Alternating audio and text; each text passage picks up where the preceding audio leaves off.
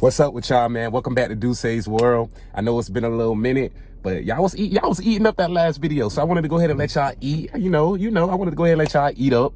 But you see, I got the Turner's Outdoorsman hat on today, just to show y'all that I really do this firearm shit. Okay, so today what we gonna be talking about?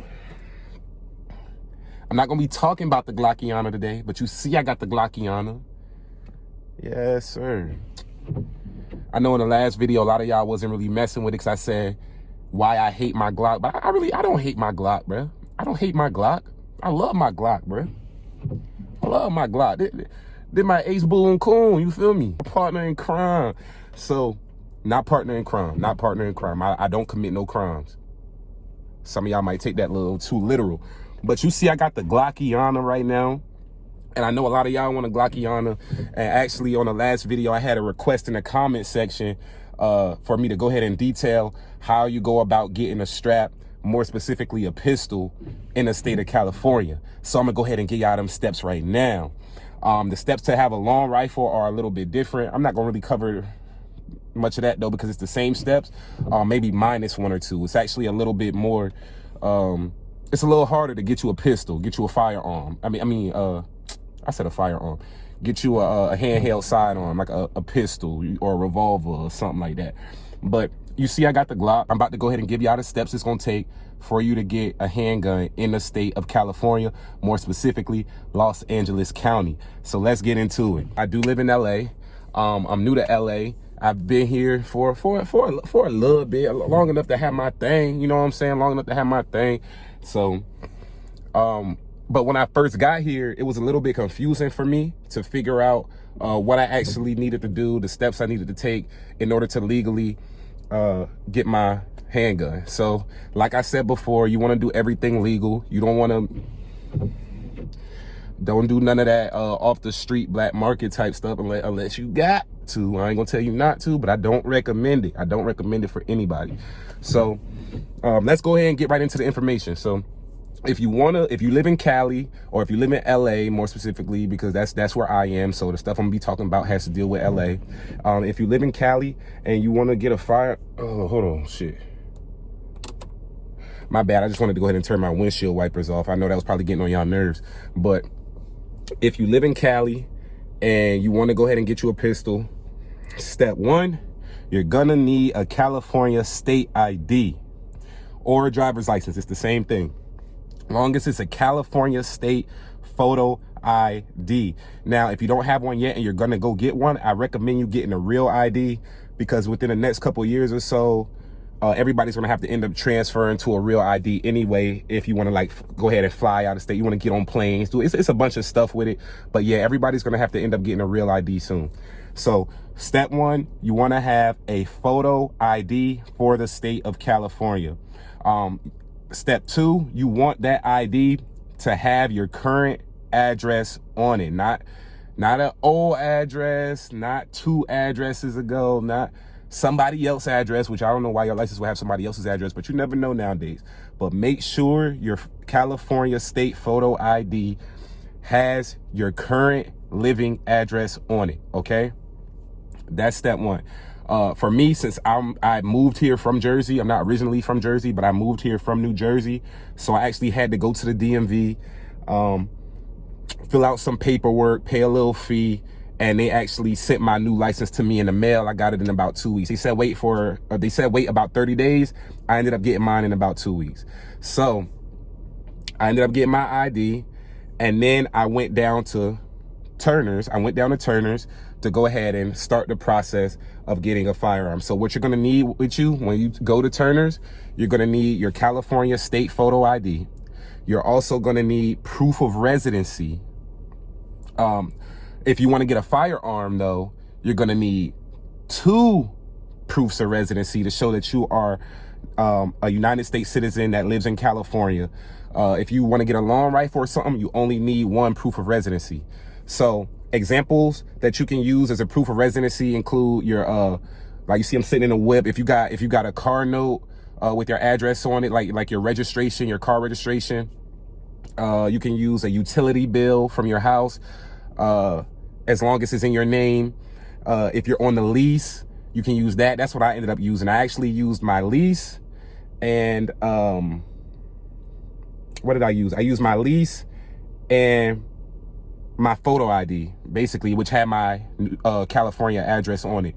And so in addition to that, though, you're also going to want to take with you either your social security card or your birth certificate.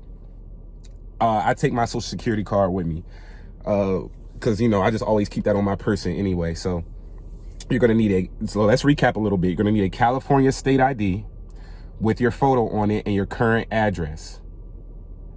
A California state ID with your photo on it and your current living address. You're going to need 2 proofs of residency to get a pistol. Specifically a pistol, you're going to need 2 proofs of residency. Right after that, you're going to need your social security card, or you're going to need your birth certificate. Now, the 4th thing you're going to need is you're going to need your FSC card, which is your firearm safety certification card. If you don't have one, you're going to have to go about getting one at whatever gun store you choose. And to get that, you're going to just have to take a 30 question multiple choice test. It's very easy. It's very easy. I took mine 5 minutes before closing, so I was rushing through it, and I literally only missed one, which was the very last one. And it was something so trivial, I should have actually gotten that right. But if you do need to study for it, though, it's easy. But if you need to study for it, you can find the manual on Turner's Outdoorsman. No, I'm not sponsored by them, but they should. You can find the manual on Turner's Outdoorsman website. If you click their website, on their main page, scroll down to the bottom, and you'll find the manual. It's easy. You can just skim through it real quick just to make sure you got your knowledge up to date. And the test costs about $25. So then you take the test, they grade it immediately, and they're going to be giving your FSC card once you pass. You need this FSC card to make your purchase. They will not allow you to buy a firearm of any type unless you have a FSC card.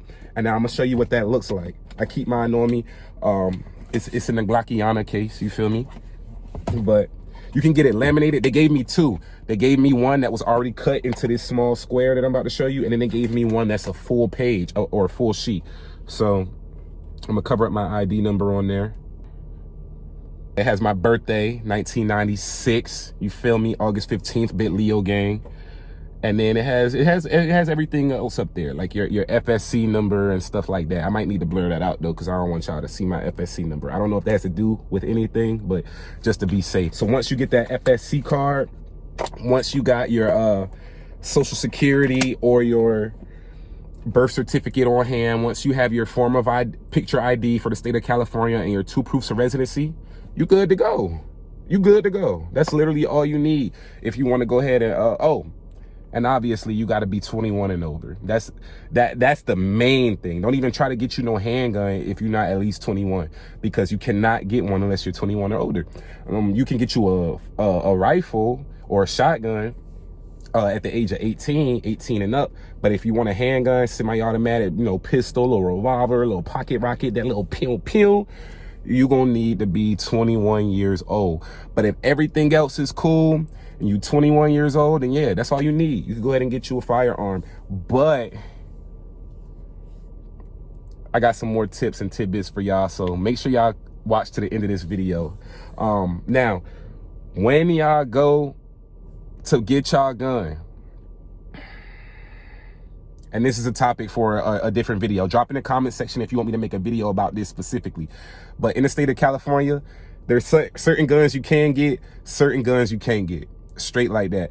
They have a California gun roster, meaning any gun that came out after the California gun roster was made, it ain't gonna be on the roster.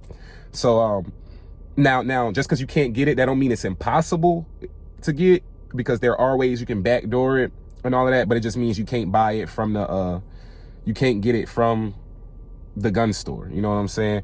And it's gonna cost you a lot more money.